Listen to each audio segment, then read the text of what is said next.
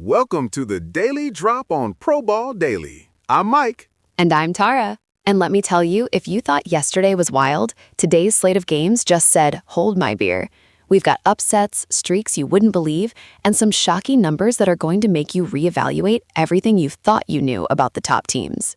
Absolutely, Tara. And speaking of reevaluating, we have to kick things off in the Premier League because I'm looking at these power rankings and I'm seeing some names that if you told me this a few months ago, I would have laughed you out of the studio. Oh, you mean like Nottingham Forest sitting pretty at number 3 with 75 points? I mean, come on. Manchester City is still at the top, rightfully so, with 84.4 points. And Brighton right behind them at 83.8, looking incredibly strong. But Forest? What is happening in Nottingham? Well, what's happening is a 5-0 thrashing of Sunderland for starters. That's not just a win, that's a statement. To put 5 goals past anyone in the EPL is impressive, but to do it in such dominant fashion really shows they're not just fluking their way into the top 3. Their defense looked impenetrable, and their attack was just clinical. Are we looking at a genuine European contender here, or is this a temporary surge? I think it's more than a surge, Mike. I think they've found a rhythm, a style that works for them. They're playing with an incredible amount of confidence right now. But let's be real. The story that's really got everyone talking in the EPL right now is down at the other end of the spectrum. We have to talk about Tottenham Hotspur. 6 straight losses. 6. What on earth is going on in North London? It's a full-blown crisis, Tara. A full-blown crisis. Tottenham are sinking deeper and deeper, and the confidence must be absolutely shattered. 6 games without a point, without a significant performance. It's not just bad form, it's a systemic issue. Is it the manager? Is it the squad depth? Or is it just a complete mental block that they can't overcome? I think it's all of the above, honestly. You lose 1, maybe 2, you can shake it off. But 6? That means something is fundamentally broken. They're not just losing, they're losing badly in some of those games. Fans are rightfully furious. This team, with the talent they have on paper, should not be experiencing this kind of freefall. It's absolutely shocking, and it's going to take a monumental effort to pull out of this tailspin. You've got Liverpool and Arsenal rounding out the top 5 looking solid, but Tottenham is the real head-scratcher. Completely agree. From the EPL, let's pivot over to MLB, where the Atlanta Braves are leading the power index at 70.8 points, with the Chicago Cubs hot on their heels at 68.7. The Yankees are also looking good at number 3.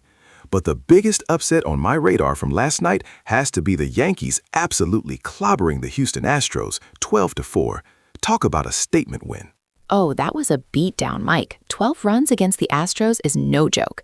The Yankees' offense just looked unstoppable. It felt like every bat was connecting. And honestly, it's about time they showed that kind of dominance against a top-tier opponent. That's the kind of performance that can really boost a team's confidence and send a clear message to the rest of the league. Houston usually pitches better than that. They really do. But let's also give a shout out to the Baltimore Orioles, who put up a 10 spot on the Boston Red Sox, winning 10-3. And the stat of the day for MLB really highlights a standout performance there. Adley Rutschman absolutely crushed it with a 78.5 MLB rating. That's elite, Tara. He's proving why he's one of the most exciting young catchers in the league. He's a superstar in the making, no doubt. That kind of rating in a dominant win speaks volumes about his offensive and defensive contributions. He's the real deal. But can we talk about some of these fascinating trends, Mike? The Arizona Diamondbacks, for example, they went 42% in March, significantly below their season baseline, and then jumped to 62% in April, an 8.1-point swing. What's behind that kind of volatile performance month to month? That's a classic case of a team finding its stride, or perhaps a few key players returning from injury or just hitting their rhythm simultaneously. March is often a scramble, right? Teams are figuring out their rotations, their lineup chemistry. By April, they've settled in. But to see such a dramatic turnaround, a 20% increase in win rate, that tells me they made significant adjustments and they stuck. Similarly, the Athletics went 63% in March, way above their baseline. They're showing flashes of potential that are really surprising some people. Definitely. It shows that March numbers can be deceiving. Don't write anyone off too early in the MLB season. It's a marathon, not a sprint. Speaking of seasons, let's switch gears to NCAA. We've got the Michigan Wolverines leading the power index at 80.4, followed by George Mason, Arizona, Duke, and Massachusetts. A pretty strong top 5 there, Mike. Any surprises? George Mason at number 2 is definitely raising some eyebrows, Tara.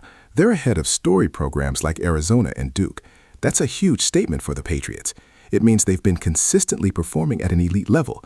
This isn't just a one-off upset. This is sustained excellence in the power index. Are they the real dark horse contender for the tournament? They absolutely have to be. To be ranked above Duke and Arizona is a testament to their consistency and the quality of their play. I think people need to start taking George Mason very, very seriously. They've proven they belong in that conversation. But my favorite stat from NCAAB is the UConn Huskies. They're 100% at home, outscoring opponents by an insane 25 points per game. That's not just dominant, that's historically good. Their home court must be an absolute fortress. A fortress indeed. 25 points per game differential at home? That is mind-boggling. Any team walking into that arena knows they're in for a long night. It speaks to their incredible talent, coaching, and the energy of their home crowd. That's the kind of stat that wins championships. And hey, let's not forget about the St. John's Red Storm, who went 100% in March. They clearly peaked at the right time. They sure did. March Madness is all about peaking, and they nailed it. But another interesting trend I noticed, Mike, is that both Duke and Michigan Wolverines games go under their average total 40% of the time. What does that tell you about their style of play? It tells me they play stifling defense, Tara. 40% under the average total means they're grinding out games, limiting possessions, and generally controlling the pace. For Duke, that's not always been their reputation, but it shows a defensive shift. And for Michigan, that kind of defensive efficiency combined with their power index ranking makes them incredibly dangerous come tournament time. They're not just relying on offense to win. Exactly. Defense wins championships, right? Let's transition to the NBA now, where the Oklahoma City Thunder are still leading the power index at 75.2 points. The Charlotte Hornets are surprisingly at number 2 with 68.1, followed by the Lakers, Knicks, and Nuggets.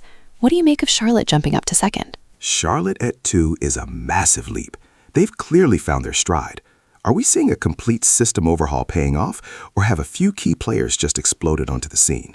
To be ahead of the Lakers, Knicks, and especially the defending champion Nuggets is incredibly impressive.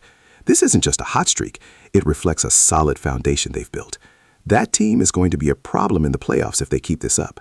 They absolutely will be. This isn't a team people expected to be this high. Meanwhile, we saw the Lakers beat the Rockets 112-108 in a tight one, and the Celtics took down the 76ers 108-100. Classic East Coast rivalry game there. But the real story for me, and one of the wildest trends in all of sports right now, is the Atlanta Hawks. Look at these percentages. 55% in February, then an insane 87% in March, blowing past their season average by 18.1 points, only to crash back down to 56% in April. What on earth explains that roller coaster? That, Tara, is a team that either had a few weeks where everything clicked perfectly, or they had an easier schedule in March, or they got incredibly hot from three-point range. But to go from 55 to 87 and then back down to 56, that's almost like a different team showing up each month. You can't sustain 87% shooting, but that kind of peak shows you what they're capable of. The challenge for them is consistency. Which Hawks team shows up in the playoffs? The scorching hot March team or the wildly inconsistent February and April team? That's the million-dollar question for Atlanta right now. If they can bottle that March magic, they're a contender. If not, they're a first-round exit. Over to La Liga, Barcelona is absolutely dominating the power index at 80.1 points. And for good reason. Their stat of the day, a 7-game winning streak. They're on fire. 7 straight wins is pure dominance, Tara. They're playing with incredible confidence, scoring freely, and their defense looks impenetrable. They're not just winning, they're winning with style. No surprise they're at the top. But look at number 2 in the Liga, Getafe, sitting at 64.2 points. That's a huge statement for them, especially with Real Madrid all the way down at 5th with 55.9 points after their 1-1 draw with Real Betis. Getafe at number 2 is a shocker. That's an underdog story in the making right there. They are clearly outperforming expectations, and it's a testament to their coaching and their resilience. Meanwhile, Real Madrid drawing against Real Betis isn't ideal for them, but honestly, Real Betis is also on a 6-game losing streak, so for Betis to even get a point against Real Madrid, even if Real Madrid isn't at their best, that's something. But speaking of losing streaks, Athletic Madrid is on a 4-game losing streak. It seems like the Spanish league is a league of extremes right now. Either you're winning everything or you're losing everything. You're absolutely right, Tara. Barcelona is in a league of their own with that 7-game streak, while Athletic Madrid and Real Betis are really struggling to find any kind of form. This is the beauty of football, though, right? The highs are so high, and the lows, well, they're pretty brutal. Let's move to MLS, where the New England Revolution are leading the power index at 81.4 points, followed by Real Salt Lake. The Revs are looking strong, no doubt. But the big story here is in the stat of the day. Austin FC is on a brutal 7-game losing streak and showing no signs of stopping. 7 games, Mike. What is going on in Austin? That's a complete collapse. That's a nightmare scenario for any team, Tara. 7 straight losses means they're not just losing games, they're losing confidence, belief, and probably their identity. Is it a coaching issue? Are they just getting outplayed in every facet of the game? You see other teams like Atlanta United, FC Cincinnati, and DC United all on 4 or 5 game losing streaks too. It seems like the MLS has some real struggles right now, but Austin FC is in a league of their own at the bottom. They need a major shakeup if they want to turn things around this season. Absolutely. That's the kind of streak that can derail an entire season, maybe even lead to changes in management. Finally, let's wrap up with the NHL.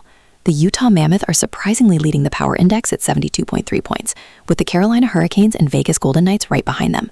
The Mammoth are a relatively new or rebranded team, right? To be number 1 is incredible. It's an incredible story.